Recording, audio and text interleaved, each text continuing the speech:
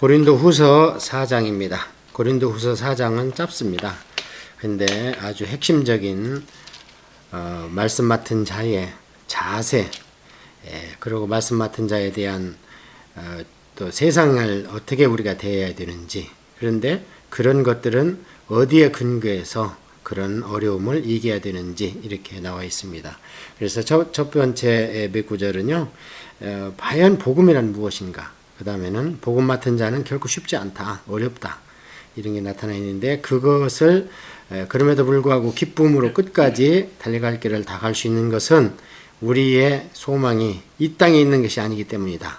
이런 식으로 열거가 되어 있습니다. 자, 그래서 이것은 이제 유명한 질그릇 그 비유장입니다.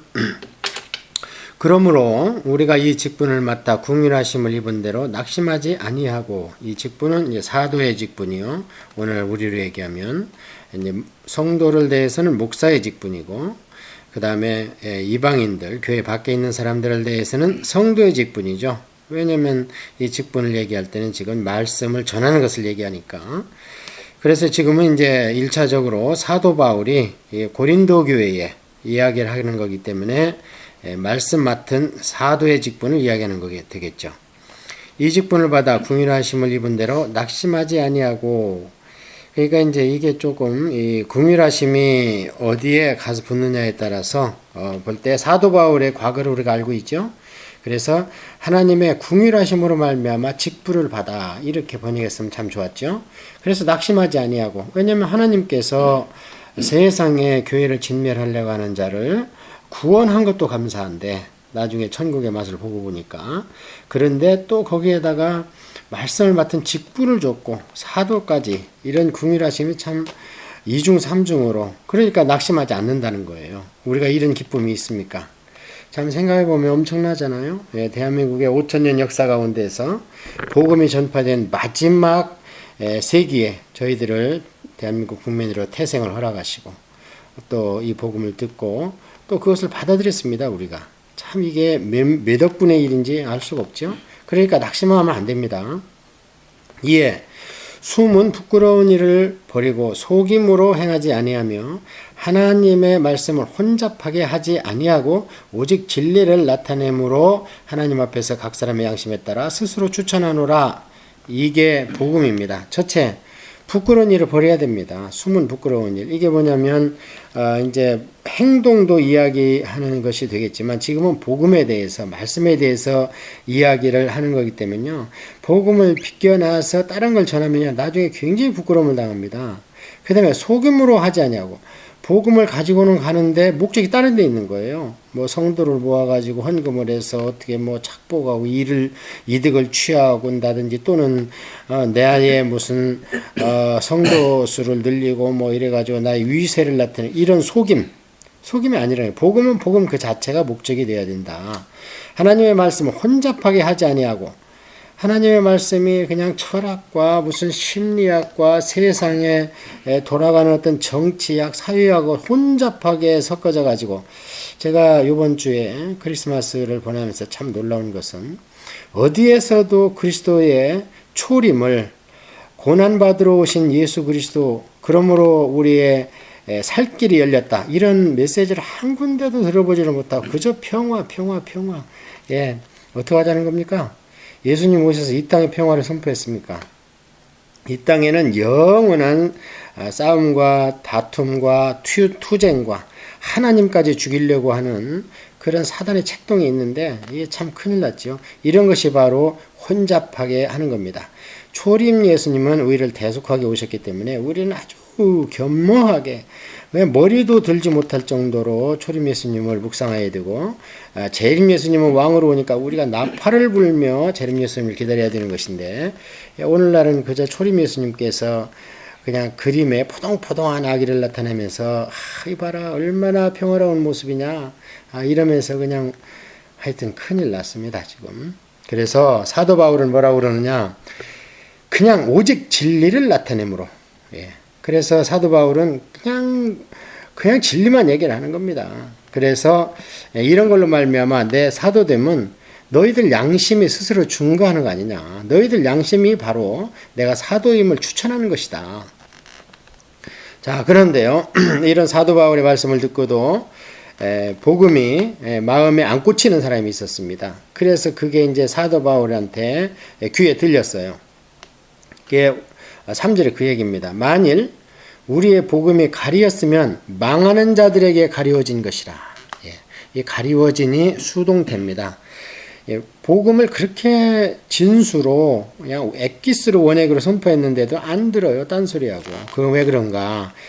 거기에는 복음이 그 안에 망하는 어떤 망이 쳐졌는데 가리어진 것이라는 거예요. 그러니까 이것을 복음을 풀어 헤치는 것이 계시인데 가려진 것은 완전히 눈을 멀게 하죠. 자, 그렇다면 어떻습니까? 이게 이제 수동태로 쓰였기 때문에요. 지금 그 마음이 누군가에 의해서 가려졌다는 거예요. 그래서 그것은 뭐냐? 그 중에 이 세상의 신이, 이 세상의 신, 하나님은 하늘의 신, 이 세상의 신은 원수마귀, 신이 믿지 아니하는 자들의 마음을 혼미하게 하여 그리스도의 영광의 복음의 광채를 비치지 못하게 함이니 그리스도는 하나님의 형상이니라.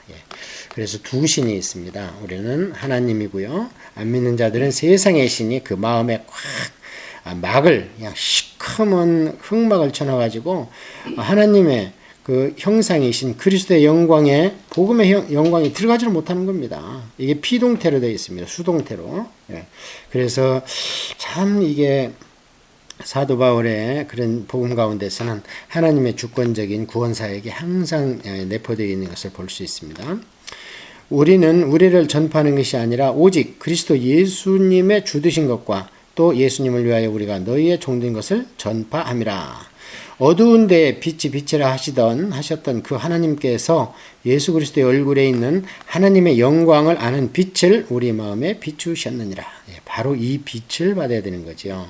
이 빛이 뭔가, 이 빛을 받으면요, 말씀 깨달아집니다. 예수가 믿어집니다. 그래서 세상 사람들은요, 마치 이제 이 앞을 못 보는 분들한테 죄송한 얘기지만 소경이 아주 눈이 전혀 시신경이 살아있지 않다면 태양이 떠도 그걸 보지 못합니다. 그러나 태양은 떴습니까? 안 떴습니까?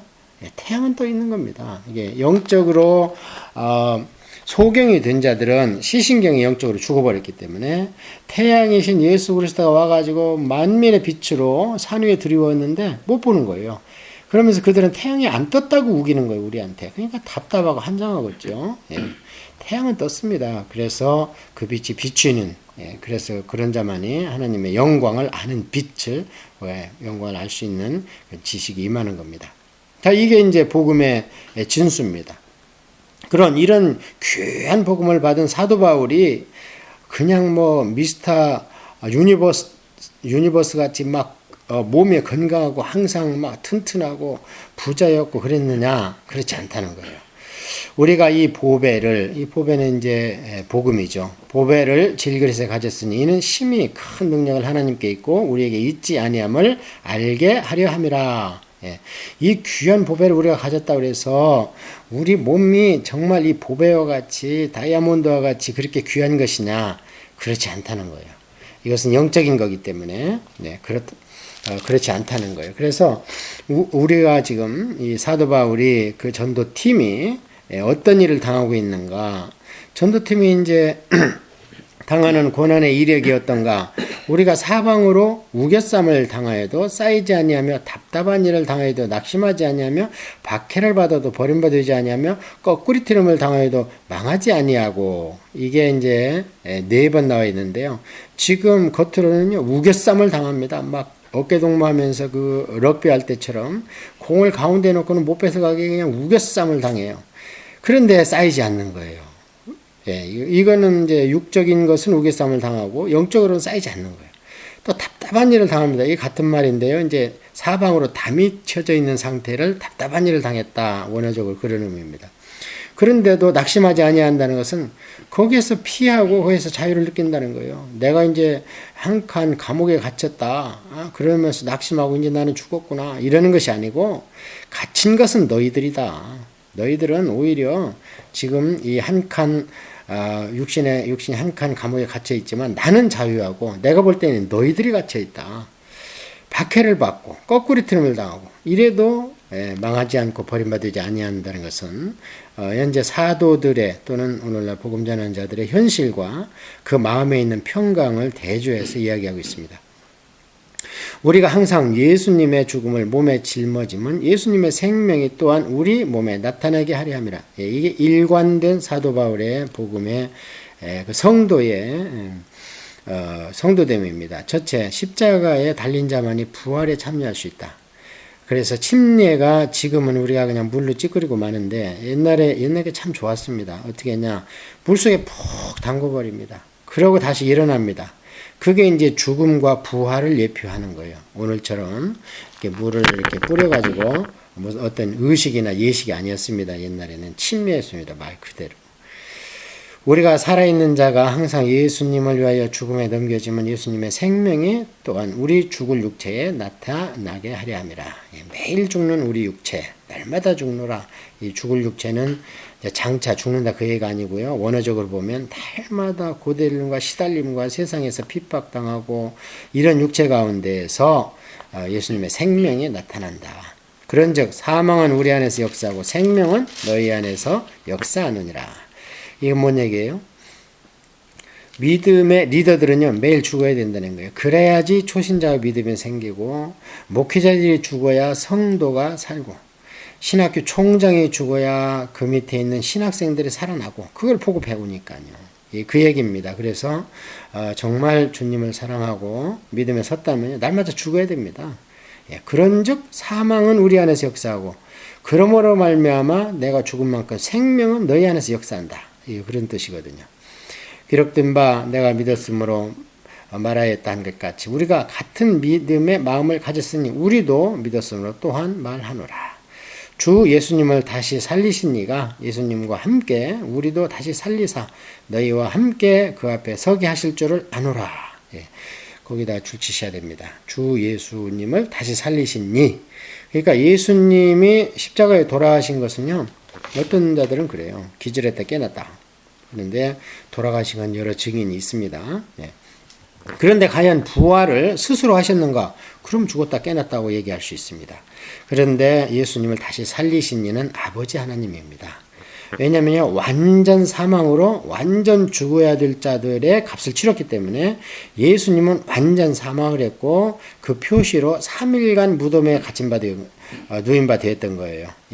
그래서 예수님이 이 땅에서 사역하실 때는요, 정말 참 인간으로서 죽으신 겁니다. 그래서 죽을 인간을 참 인간 만들게 하기 위해서, 우리를 살리기 위해서.